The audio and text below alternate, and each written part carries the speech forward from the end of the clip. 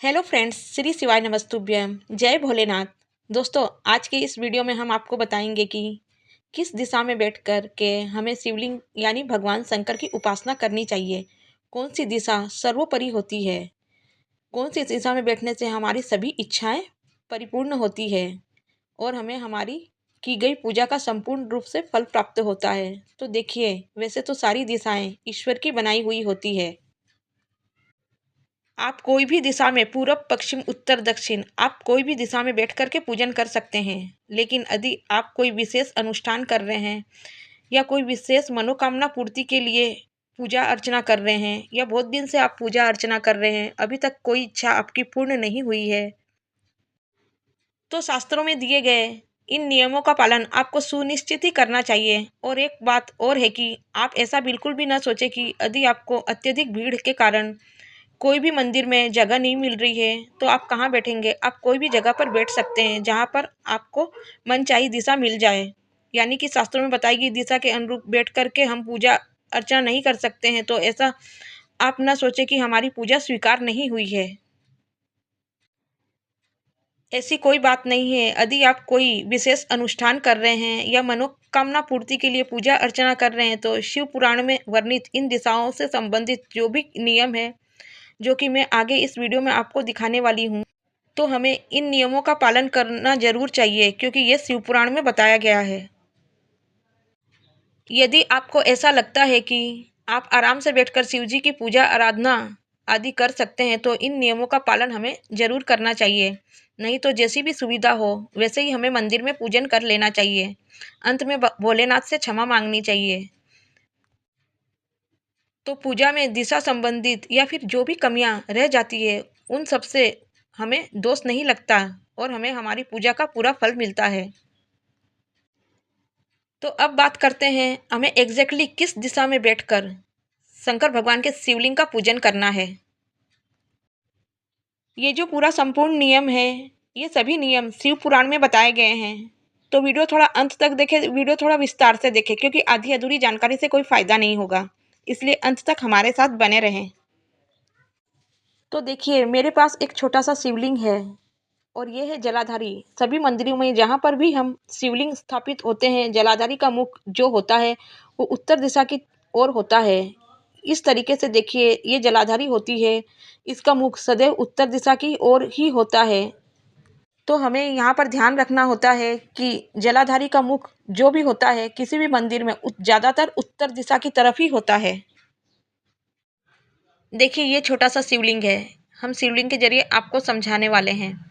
देखिए, ये शिवलिंग के सामने ठीक होती है पूर्व दिशा और पूर्व दिशा के सामने ठीक होती है पश्चिम दिशा।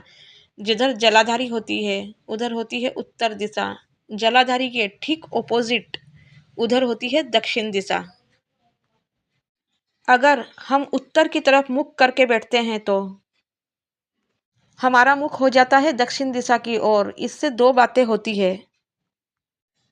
एक तो ये है कि उत्तर दिशा में भगवान भोलेनाथ का वामंग माना जाता है और वामंग में माना जाता है माता पार्वती यानी कि शक्ति का वास होता है, उन्हीं का स्थान होता है। यहाँ पर हमें बैठ कर के पूजन नहीं करना चाहिए। और दूसरी बात ये होती है कि कभी कोई भी पूजन है वो दक्षिण दिशा की ओर मुख करके हमें नहीं करना चाहिए। केवल पितरों का पूजन ही दक्षिण दिशा की ओर मुख करके किया जाता है, इसीलिए हमें उत्तर दिशा में नहीं बैठना चाहिए। अब बात कर लेते हैं पूर्व दिशा में। यदि हम पूर्व दिशा में बैठ जाते हैं तो हमारा मुख हो जाता है पश्चिम की ओर। आपको सभी को पता है, कभी भी हम पूर्व से पीठ करके नहीं बैठ सकते किसी भी पूजन में।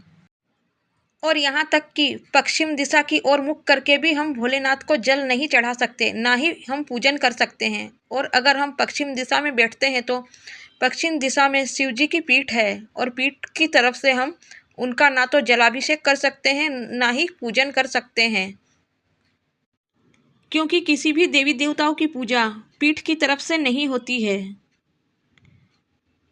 पीठ से ही पाप, कर्म और अधर्म की उत्पत्ति होती है। अब ये जो चौथी दिशा है वो दिशा है दक्षिण दिशा।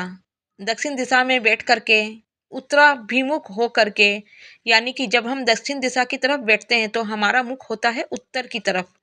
तो शिव पुराण के अनुसार ये बताया गया है कि यही दिशा सबसे उचित मानी गई है। दक्षिण दिशा में बैठ करके उत्तर की ओर मुख करके हमें शिवलिंग का अभिषेक करना चाहिए। उनका पूरी विधि विधान से पूजा अर्चना करनी चाहिए। यही दक्षिण दिशा शिव पुराण में सर्वोत्तम बताई गई है और हमें इसी स्थान पर बैठकर पूजन करना चाहिए, क्योंकि यही दिशा भगवान भोलेनाथ की सबसे प्रिय दिशा है और उत्तर की ओर सारे तीर्थ स्थान है, जैसे कि केदारनाथ, बद्रीनाथ, गंगोत्री, यमुनोत्री, ये सारे शिवजी के निवास स्थान है। कैलाश मानसरोवर, ये सभी उत्तर दिशा में है और उत्तर दिशा की तरफ मुख करके ही हमें शिवलिंग का अभिषेक करना चाहिए और हमें दक्षिण दिशा में बैठ करके उत्तर की तरफ मुख करना चाहिए। यही शिव पुराण में वर्णित है। और दोस्तों, यदि हमें एग्जैक्टली दक्षिण दिशा नहीं मिल पाती है तो हम थोड़ा सा इधर उधर कहीं पर भी बैठ सकते हैं। आप दक्षिण दिशा की तरफ थोड़ा सा तिरछा होकर भी बैठ सकते हैं। यदि आपको किसी भी मंदिर में दक्षिण दिशा की तरफ आपको जगह नहीं मिल पा रही है तो आप थोड़ा सा इधर उधर बैठ सकते हैं। बस आपको उत्तर दिशा में नहीं बैठना है, ठीक पूर्व दिशा में नहीं बैठना है, ठीक पश्चिम दिशा में भी नहीं बैठना है। तो आप दक्षिण के जो भी आसपास का क्षेत्र है, जहाँ पर थोड़ी सी भी जगह मिल जाए, आप वहाँ पर बैठ के जलाभिषेक कर सकते हैं। सिर्फ इतना ध्यान रखना है, आपको अपना मुख उत्तर की तरफ ही रखना है। मतलब जिधर से जलाधारी है वहीं पे आपको अपना मुख रखना है, पश्चिम दिशा की तरफ बैठकर। इतना ध्यान रखें कि आपको अपना मुख उत्तर की ओर ही करना है, क्योंकि ऐसे समय में किसी भी प्रकार की दिशा संबंधित कोई भी दोष नहीं लगता है, क्योंकि इस समय हमें बैठ करके एग्जैक्टली उसी दिशा में बैठ करके जहां हमें जगह मिल रही है पूजन कर लेना चाहिए। उम्मीद करती हूँ कि यदि आप इन नियमों का पालन करें तो आपकी सभी पूजाएं सफल होंगी, और अगर नहीं कर पा रहे हैं तो अंत में भोलेनाथ से आप क्षमा याचना कर सकते हैं, क्योंकि भोलेनाथ अत्यंत भोले हैं, भक्तों की सभी मनोकामनाएं पूर्ण करते हैं।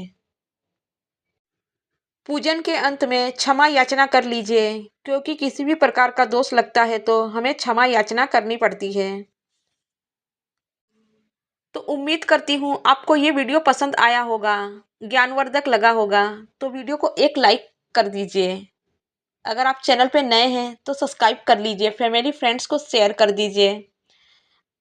कमेंट में हर हर महादेव अवश्य लिखें। ऐसी ही सही और सटीक जानकारियों के लिए हमसे बने रहें। मिलती हूँ नेक्स्ट वीडियो के लिए। तब तक के लिए हमें आज्ञा दीजिए। हर हर महादेव। श्री शिवाय नमस्तुभ्यम।